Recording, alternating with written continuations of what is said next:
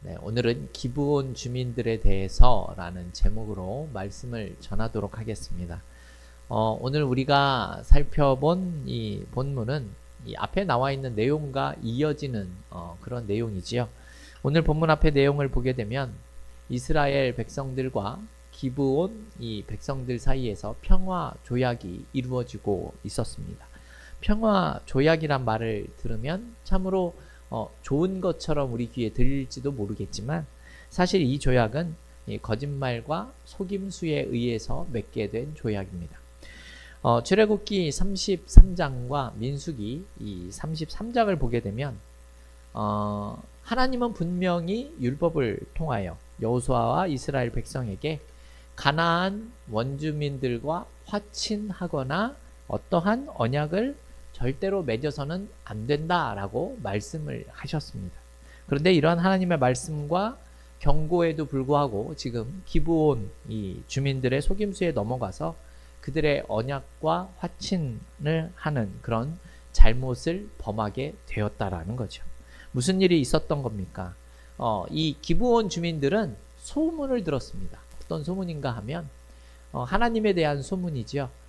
이스라엘 백성들과 함께하는 그 하나님께서 이 여리고 성을 무너뜨리고 아이 성을 무너뜨렸다라는 소식을 듣게 된 겁니다. 이 소식을 듣자마자 기브온 주민들은 자신의 안위를 생각해서 꾀를 내게 되지요. 사신으로 위장을 하는 겁니다. 그냥 사신이 아니라 아주 먼 곳에서 온 것처럼 위장을 하고 있죠. 어떠한 모습으로 위장을 했습니까? 헤어진 전대를 하고 헤어진 가죽, 포도주를 담는 그 부대를 나귀에 싣고 낡은 신발과 낡은 옷을 입고 또 곰팡이 난 떡을 준비했다 이렇게 보여지고 있습니다. 너무나 먼 곳에서 이 이스라엘 백성들을 찾아오기 때문에 그 오랜 시간을 왔기 때문에 준비했었던 옷이나 음식들이 다 헤어지고 마르고 곰팡이가 났다 이런 사실을 보여주는 거죠. 이뿐만이 아니라 우리가 읽지 않았지만 9절에 나온 내용을 보게 되면 하나님 여호와의 이름으로 말미암아 자신들이 심히 먼 나라에서 왔다라고까지 이야기하면서 마치 이들이 이전부터 하나님에 대해서 알고 있고 경외하고 있는 것처럼 이들이 이야기를 하고 있었다라는 겁니다. 사실 이 기브온 주민 사건을 보게 되면 긍정적인 면과 부정적인 면이 드러나는 사건이다라고 우리가 생각해 볼 수 있습니다. 이 가나안 민족들과 이 언약을 체결했다라는 것 자체는 하나님 앞에서는 분명히 잘못된 결정이고 이 일이 발생한 근본적인 원인이 하나님께 물어보지 못한 이 여호수아와 이스라엘 백성들의 실수였다라는 점에서 이들의 명백한 이 부정적인 모습이 있을 수밖에 없다라는 사실을 우리가 알 수 있습니다. 그러나 거짓을 통해서 이스라엘 백성들을 속이기는 했지만 이 기브아 주민들은 자신의 생명을 살리시기 위해서 어쩔 수 없이 이렇게 한 점을 어떻게 보면 정상 참작이 가능했던 모습이다라고 생각을 할 수도 있고요. 결국 이들이 하나님의 전을 위해서 봉사하는 종이 되었다라는 점에서 이들에게 있어서 매우 긍정적인 면이 포함되어져 있는 그런 내용입니다. 사실 우리가 아는 여호수아는 어떻습니까? 거의 흠결이 없는 사람이지요. 비록 그가 오늘은 실수를 하고 잘못을 했지만 우리는 이 여호수아에 대해서 아무도 정죄를 하거나 비난할 만한 위치에 서 있지 못하게 됩니다. 이 사건을 통해서 우리는 어떤 생각을 할 수 있어야 합니까? 우리가 매 순간 넘어질 수도 있고 실패하고 잘못할 수밖에 없는 인생이다라는 사실을 우리 가슴 속에 새기면서 더욱더 경각심을 가져야 하는 사건으로 생각해 볼 수 있다라는 겁니다. 그래서 오늘 우리는 이 기브온 주민들과의 이 언약 체결된 이 사건을 알아보면서 이 사건이 보여주고 있는 이 두 가지 면인 부정적인 면과 긍정적인 면을 알아보고 또 하나님이 어떻게 이 일을 합력하여 선을 이루게 하시는지를 또한 알아보는 시간을 갖도록 하겠습니다. 먼저는 이 부정적인 면을 살펴보도록 하겠습니다. 16절 말씀 우리 같이 한번 읽어보겠습니다. 16절입니다. 그들과 조약을 맺은 후 사흘이 지나서야 그들이 이웃에서 자기들 중에 거주하는 자들이라 함을 들으니라. 아멘. 기브온 주민들한테 속았다라는 사실을 3일이 지나고 나서 알게 되었다라고 지금 말씀하고 있습니다. 그러니까 이스라엘 백성들이 머물고 있는 곳에서 그리 멀지 않은 곳에 기브온 주민들이 살고 있었다라는 거죠. 조금만 이들이 시간을 가지고 신중하게 이들을 대했더라면 아마도 속임을 당하지는 않았을 거다라고 생각을 할 수 있을 겁니다. 그렇다면 어떠한 결과가 또 나타나게 되어지는 겁니까? 우리 22절과 23절 말씀 또 같이 한번 읽어보겠습니다. 22절부터 읽겠습니다. 여호수아가 그들을 불러다가 말하여 이르되 너희가 우리 가운데 거주하면서 어찌하여 심히 먼 곳에서 왔다고 하여 우리를 속였느냐.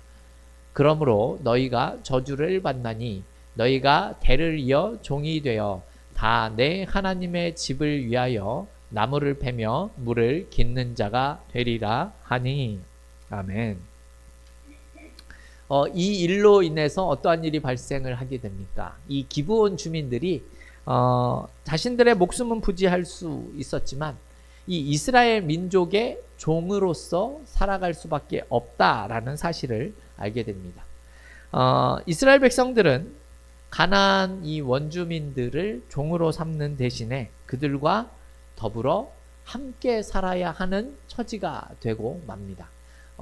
종이 생기면 좋은 것 아닙니까? 이렇게 생각을 하실 수도 있을 것 같습니다. 하지만 기브온 주민 편에서는 종으로 살아야 하는 저주를 받게 된 것이고 이스라엘 백성들은 가나안 원주민이었었던 이 기브온 주민들과 더불어 살아가야만 했습니다. 이게 어떠한 의미인가 하면요. 같이 살게 되면 어찌되었든 문화적인 영향을 받으면서 살 수밖에는 없었다라는 겁니다. 이것이 이스라엘 민족에게는 큰 문제가 되는 것이죠. 가나안 원주민들의 문화는 어떻습니까? 우상 숭배의 문화입니다. 비록 기브온 주민들이 이스라엘 백성들에게 항복한 사실은 맞지만 그리고 종으로 살아가야 하지만 그들 안에 뿌리 깊게 박혀있는 우상 숭배에 관한 삶의 그 모습들이 이스라엘 민족들에게는 좋지 못한 영향력을 결론적으로 끼칠 수밖에는 없게 되었다라는 겁니다. 이 기브온 주민들과의 언약 사건의 가장 부정적인 면이 이러한 내용이다라고 할 수가 있죠. 하나님의 말씀을 어긴 것이 가장 큰 잘못이지만 이러한 내용 또한 매우 큰 실수를 했다라고 우리가 생각할 수 있다라는 겁니다. 하나님의 말씀을 어긴 결과가 이제 어떻게 나타나느냐 하면 가나안 원주민들의 악한 문화의 영향력에서 이들이 벗어날 수 없게 되었다라는 겁니다. 우리가 수요일에 사사기에 대해서 알아보고 있지만 이스라엘 백성들이 이 사사시대의 가나안 민족들의 문화 속에서 어떠한 범죄를 저지르고 있는지를 우리가 배우고 있지 않습니까? 그래서 이스라엘 백성들이 타락하게 되는 매우 중요한 원인이 되고 있다라는 겁니다.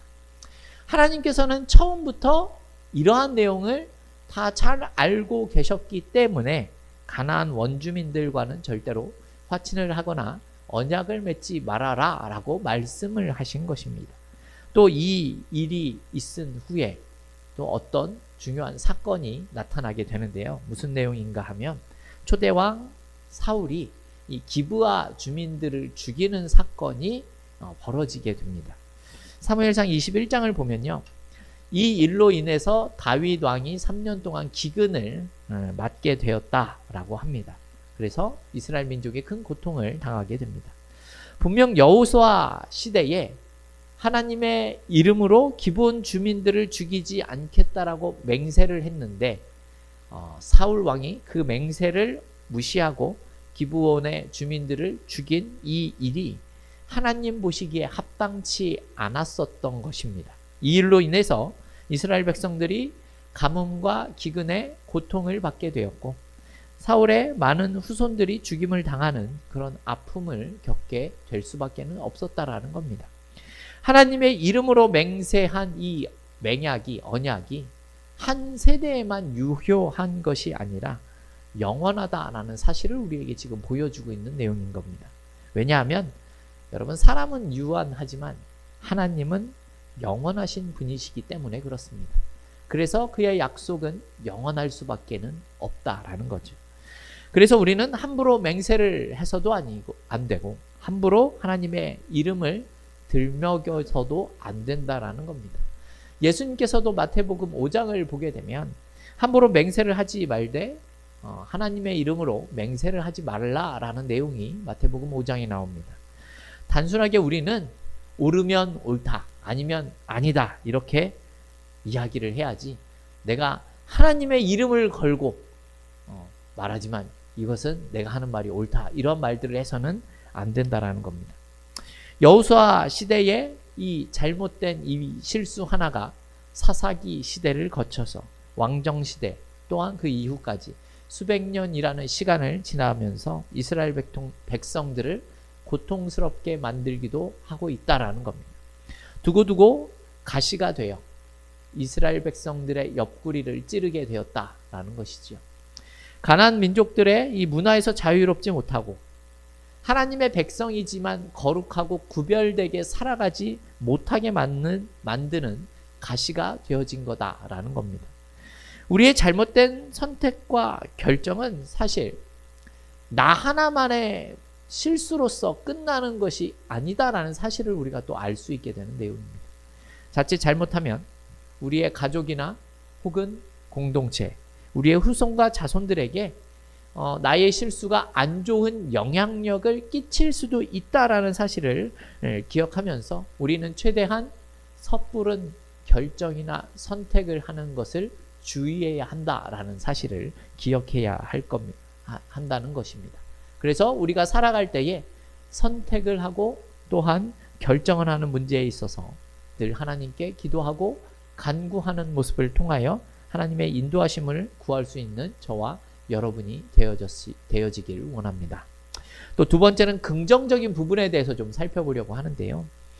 보통 법적으로 거짓말을 하거나 남을 속여서 계약을 맺게 되면 어떻습니까? 그 계약은 무효가 될 수 있는 겁니다.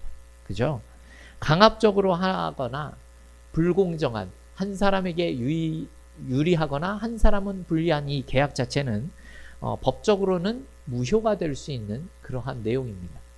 기브온 주민들이 사실 이스라엘 백성들에게 행한 모습은 가나안 원주민이 아닌 것처럼 거짓말을 했고 속였기 때문에 법적으로 보면 이 계약은 충분히 무효가 될 수 있는 것입니다.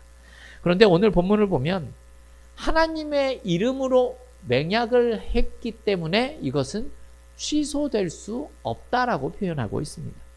19절 말씀 우리 같이 한번 읽어보겠습니다. 19절입니다.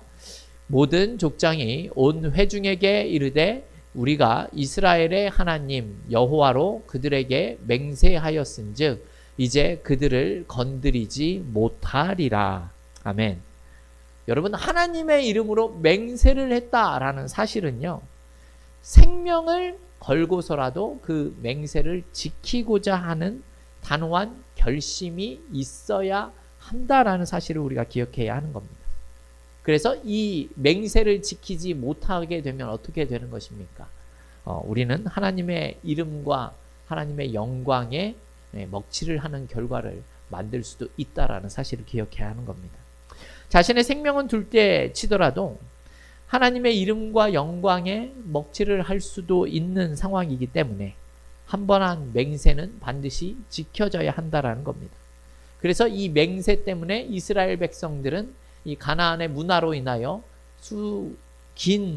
수백 년 동안 이 가시 같은 아픔을 경험을 하게 되죠. 앞에서 말씀드렸지만 이 가나안의 악한 문화에 노출되어 살아갈 수밖에 없었기 때문입니다. 그런데 여러분, 반대로 기브온 주민들의 편에서 어떠한 모습이 나타나고 있습니까? 이들은 비록 종으로 살아가야 했지만 자신의 생명을 보장을 받을 수 있는 그런 복을 얻게 됩니다. 이 기브온 주민들은 가나안 원주민이었고 이방인이었지만 그들은 하나님이 가지고 있는 위대성과 그 영광을 알고 있었던 사람들입니다. 하나님의 이름으로 맹세를 하면 그 맹세가 가진 그 힘이 얼마나 대단한지를, 그 맹세의 위력이 얼마나 엄청난지를 알고 있었다라는 겁니다. 그래서 자신들이 종이 되는 것을 감수하면서도 이들은 하나님의 이름으로 맹세를 받을 수 있었다라는 겁니다. 왜냐하면 하나님의 이름으로 받은 그 맹세는 자신들의 생명의 보증서가 되기 때문에 그렇다는 거죠. 이방인이었지만 이 기브온 주민들도 하나님이 변치 않는 이 신실한 하나님이시다라는 사실을 알고 있었다라는 겁니다. 비록 그들이 거짓말을 했고 이스라엘 백성들을 속이기는 했습니다. 하지만 하나님께 가야 할 만 이들이 살 수 있다라는 소망을 가진 그 마음을 하나님이 받아주셨다라는 내용을 우리가 기억해야 한다는 거죠. 우리 오늘 본문 21절 말씀을 한번 보겠습니다. 21절에 어떤 내용이 나옵니까? 우리 같이 한번 읽어보겠습니다. 무리에게 이르되 그들을 살리라 하니 족장들이 그들에게 이른 대로 그들이 온 회중을 위하여 나무를 패며 물을 깃는 자가 되었더라. 아멘. 이들은 이제 앞으로 계속해서 물을 깃고 나무를 패는 그런 종과 같은 모습으로 살아가야 하는 모습이 되었습니다. 여러분, 겉으로 보면 이 기브온 사람들의 삶이 비참한 것처럼 생각이 될 수도 있습니다. 하지만 마지막 구절에 보면 이들이 종으로서 어떠한 역할을 했는지 우리가 잘 알 수 있게 됩니다. 우리 27절 말씀 같이 한번 읽어보겠습니다. 27절입니다. 그날에 여호수아가 그들을 여호와께서 택하신 곳에서 회중을 위하여 여호와의 제단을 위하여 나무를 패며 물을 깃는 자들로 삼았더니 오늘까지 이르니라. 아멘. 이 내용을 보게 되면 이들이 평생을 계속해서 종으로만 살아가는구나 라고 생각을 하실 수도 있지만 여러분 잘 생각을 해보십시오. 이스라엘 백성들의 개인적인 종이 된 게 아니라 여러분 기브온 사람들이 하나님의 제단을 위하여 일할 수 있는 종이 되었다라는 사실을 우리가 기억해야 한다라는 겁니다. 마치 레위인처럼 말입니다. 비록 잘못된 방법으로 언약을 체결해서 이들이 저주를 받은 것은 맞습니다. 하지만 그 저주가 하나님의 제단을 위하여 평생을 살아갈 수 있는 것이라면 여러분 이것은 그들에게 있어서 꽤 괜찮은 저주라고 할 수도 있을 것입니다. 물론 그들이 여러분 기생 라합처럼 여호수아 앞에 나오고 하나님 앞에 나와서 하나님을 섬기는 이 백성이 되겠다라고 고백을 하고 항복을 했더라면 하나님은 그들을 분명히 받아주셨을 것입니다. 그러나 그들은 아직 이러한 용기나 지식을 가진 자들이 되지 못한 사람들로 보여집니다. 하지만 이들은 최소한 하나님 앞에 나아가게 된다면 자신의 생명은 보장받을 수도 있다라는 사실은 알고 있었던 사실입니다. 왜냐하면 하나님이라는 그 능력이 있으신 분이 우리를 지켜줄 수 있다라는 생각을 가졌기 때문에 그렇습니다. 이 최소한의 지식이나 이 최소한의 삶의 모습으로 이들이 생명을 건질 수 있게 되었다라는 말씀입니다. 여러분, 이스라엘 백성들은요, 여러분, 이 기브아 사람들의 모습이 아무것도 아닌 것 같지만 사실 다른 가나안 민족들을 우리가 생각을 해보면 이들의 모습이 매우 다르다라는 사실을 우리는 깨달을 수 있게 됩니다. 여러분, 가나안의 다른 원주민들도 하나님에 대한 소문을 들었겠습니까? 듣지 못했겠습니까? 분명히 들었을 겁니다. 하지만 아무도 이 기브온 주민들처럼 속여서라도 그들에게 가야겠다라고 마음먹고 행동한 그런 족속들이 없었다라는 겁니다. 아무도 이스라엘 백성들에게 찾아와 화친을 맺고 항복을 하겠다라고 한 그런 민족들이 없었다라는 겁니다. 그래서 그들은 멸절을 당할 수밖에 없었다라는 거죠. 이런 점에서 보면 기브온 주민들의 행동 자체는 여러분 옳지 못한 행동이 맞습니다. 하지만 우리는 그 행동에 대해서 정죄할 수는 없다라고 생각을 합니다. 하나님도 충분히 그들이 거짓말로서 맺어진 그 언약을 하나님은 충분히 무효로도 하실 수 있었지만 그들을 그대로 받아주셨다라는 사실은 하나님께서 그들을 허락해 주셨다라는 것입니다. 왜냐하면 여러분, 하나님을 구약에서는 굉장히 무섭고 죽음의 신처럼 여기는 사람들이 많이 있지만, 여러분, 근본적으로 하나님은 생명의 하나님이시고 사람들을 죽이기보다 살리시기를 원하시는 분이시다라는 사실을 우리는 알아야 한다라는 겁니다. 그래서 오늘 본문을 통해서 기브온 주민들과의 이 언약 체결에서 가장 긍정적인 사실이 무엇입니까? 자신들이 구원을 받아 하나님의 제단을 섬기게 되었다라는 사실과 이스라엘 백성들이 이 일을 교훈 삼아 하나님께 더욱 겸손히 의지하는 자리에 설 수 있었다라는 점입니다. 이런 내용을 통해서 우리는 언제든지 우리도 실수를 할 수 있는 사람이다라는 사실을 생각할 필요가 있습니다. 넘어질 수밖에 없는 연약한 존재라는 것이죠. 그러나 하나님은 이러한 실수와 실패를 통해서 우리를 더욱더 하나님을 의지하는 자리로 이끌어 가실 수도 있고, 그러한 일들을 통하여 우리가 저주가 아닌 축복으로도 바꾸실 수 있는 분이시다라는 사실을 기억하셨으면 좋겠습니다. 더세움교회 성도 여러분, 우리도 사실 살아가면서 넘어지는 모습과 실수와 실패하는 모습이 많이 있지 않습니까? 그런 분이 없으신 분은 없을 겁니다. 하지만 우리는 그러한 아픔이나 고통을 통해서 하나님만 더욱 의지하고 바라보는 자리에 서며 살아갈 수 있는 저와 여러분이 되었으면 좋겠습니다. 그리고 마지막으로 하나님께서 이 일을 합력하여서 선을 이루신다라는 사실에 대해서 살펴보도록 하겠습니다. 기브온 주민들과의 이 조약은 이스라엘 백성들의 실수고 실패가 분명합니다. 그러나 다행인 것은 이 실패가 영원한 비극으로 끝난 것은 아니다라는 겁니다. 하나님은 이스라엘 백성들에게 은혜를 베푸십니다. 이스라엘 백성들은 이번 일을 통해서 자신을 점검하며 겸손해지는 그런 기회가 되었습니다. 그래서 그 다음 장에 있을 이 여호수아 17장에 나오는 가나안 정복 전쟁에서 중요한 전쟁을 치르는 데 있어서 영적인 무장을 하는 계기가 되었습니다. 기브온 주민들은 자신의 생명을 건졌고 이스라엘 백성들은 하나님의 일을 감당하는 데 있어서 더 아름다운 모습으로 설 수 있는 모습이 나타나고 있습니다. 기브온 주민들은 하나님의 일을 하는 그런 축복된 모습이 나타나기 시작합니다. 성전이 완성되기 전까지 이 기브온 백성들은 성막에서 하나님의 일을 하는 종으로 섬기는 모습이 성경에는 계속해서 등장합니다. 그런데 중요한 일이 발생하죠. 사무엘 시대가 됩니다. 이 사무엘 시대 때 어떤 일이 발생하죠? 블레셋에 의해서 언약궤가 뺏기는 사건이 나타나지 않습니까? 그래서 언약궤가 머물렀었던 실로의 성막이 불타는 사건도 발생을 하게 됩니다.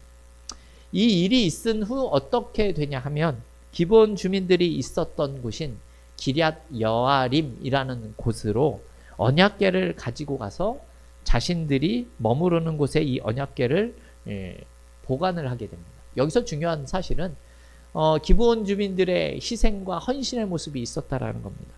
사실 빼앗긴 언약궤가 블레셋에서 돌아올 때 이스라엘 백성들에게 어떠한 일이 생깁니까?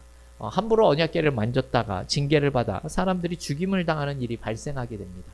이 일 때문에 이들에게 두려움이 생기게 되는 거죠. 이스라엘 백성들은 언약궤가 무섭기 때문에 자신들이 감당할 수가 없다라고 생각을 하게 됩니다. 그래서 기브온 주민들이 있었던 기럇 여아림이라는 곳으로 언약궤를 가지고 가서 그곳에서 보관하도록 하게 합니다. 언약궤를 자신들이 보관하고 있다가 잘못하여 저주를 받아 죽임을 당할까 무서워서 기브온 주민에게 이 언약궤를 맡겼다라는 겁니다. 그런데 기브온 주민이 있었던 이 기럇 여아림이라는 곳은 불평 없이 이 언약궤를 맡게 됩니다. 그리고 아무 일 없이 이 다윗 시대까지 20년 동안 그 언약궤를 보관하는 일을 잘 감당하게 됩니다. 여러분, 이들은 종의 신분이 맞습니다. 하지만 하나님에 대한 간절한 마음과 신앙심만은 단순히 이스라엘 백성들의 모습보다는 더 하나님을 향한 마음이 있었다라는 사실을 우리가 생각해 볼 수 있다는 것이죠. 그래서 이들은 훗날 솔로몬 성전이 건축되고 나자 성전에서 하나님의 일을 하는 종의 모습처럼 살아가게 됩니다. 거의 레위인과 비슷한 모습으로 살아가게 되었다라는 겁니다. 그리고 이스라엘이 멸망을 당한 후 수십 년이 지나 다시 민족의 회복을 위해 이스라엘 백성들이 귀환을 하지 않습니까? 여러분, 이때 기브온의 후손들도 이 일에 동참을 하는 모습이 느헤미야서에 또 기록이 되어져 있습니다. 본문 17절에 보면 기브온 주민 이외에도 그비라, 브에롯과 기럇 여아림이라는 성읍들도 이스라엘 백성들과 평화 조약을 맺었다라는 사실을 알 수 있게 되죠. 느헤미야 7장에 가서 보면 이 기브온과 이 세 개의 성읍의 후손들이 스룹바벨을 따라서 이스라엘 백성들의 포로 귀환 행렬에 참여했다라고 나와 있습니다. 그리고 느헤미야 3장에서 이들의 후손이 느헤미야를 도와 예루살렘 성벽을 재건하는 일에 동참했다, 이렇게 말씀하는 내용이 나옵니다. 여러분, 이들은 일평생 종으로 대대손손이 살아야 하는 자들이 맞습니다. 하지만 이들의 중심을 보시는 하나님께서는 그들을 사람의 종이 아니라 하나님의 종으로 바꾸셨다라는 사실을 우리가 기억해야 한다라는 겁니다. 그들은 자신을 받아주시고 구원해 주신 그 하나님의 은혜에 보답하기 위해서 꿋꿋하고 신실하게 수백 년 동안, 수세기 동안 하나님의 종으로 살아갈 수 있었다라는 사실을 우리가 기억해야 한다는 것입니다. 성도 여러분, 말씀을 정리해 보겠습니다. 사실 오늘 본문에서 가장 복을 많이 받은 자들은 이스라엘 백성이 아니라 이 기브온 주민들처럼 보여집니다. 하나님이 자신들의 구원을 위해서 속임수를 써서라도 하나님을 찾았었던 이 기브온 민족들의 모습을 귀하게 보셨기 때문에 그렇다라는 겁니다. 그래서 그들을 축복하십니다. 그래서 기브온 주민들은 생명을 건지고 자자손손 하나님의 제단을 섬기고 봉사하는 하나님의 종이 되어졌다라는 겁니다. 물론 이들은 허드렛 일을 하는 것처럼 보였지만 그 허드렛 일도 사실은 레위인들이 하는 것과 동일한 내용입니다. 비록 제사장이나 레위인과 같은 직분은 이들이 가지지 못했지만 하나님을 위해 봉사한다는 것 자체가 얼마나 영광된 일입니까? 더세움교회 성도 여러분, 이것이 바로 모든 것을 합력하여 선을 이루어 가시는 하나님이 하시는 일이시다라는 사실을 우리가 기억했으면 좋겠습니다. 이스라엘 백성들처럼 여러분, 우리의 결정도 하나님의 뜻을 제대로 묻지 않고 하나님의 말씀대로 하지 못했기 때문에 우리는 잘못된 모습을 보이는 경우가 있는 것도 사실입니다. 그렇다면 여러분, 우리는 그러한 일이 발생하게 되면 어떻게 해야 하겠습니까? 우리는 지금부터라도 하나님 앞에 믿음으로 나가 최선을 다해서 살아가는 모습이 필요하다라는 겁니다. 왜냐하면 우리가 잘못된 결정을 한 그 결정 이전으로는 우리가 돌아갈 수 없기 때문입니다. 비록 실수하고 잘못했지만 여러분, 하나님을 의지함으로 우리가 하나님 앞에 나아간다면 어떠한 모습이 되겠습니까? 우리의 잘못된 선택조차도 하나님의 주권과 섭리를 통하여 움직여 주심을 통하여 하나님의 선을 이룰 수 있도록 역사를 하실 수 있는 분이 바로 우리의 하나님이 되시는 분이시다라는 겁니다. 마치 이스라엘 백성들이 가나안 땅을 정복한 것처럼 말입니다. 하나님께서는 우리의 최악의 선택을 주관하여 주셔서 최선이 되도록 섭리하여 주실 만한 능력과 힘을 가지신 분이시다라는 사실입니다. 그리고 결정적으로 우리는 오늘 기브온 주민들의 모습을 본받을 필요가 있습니다. 왜냐하면 이들은 자신의 운명이 하나님 안에 있어야 가능하다라는 사실을 알고 사람들을 속여서라도 그러한 일들을 행했었기 때문에 그렇다라는 겁니다.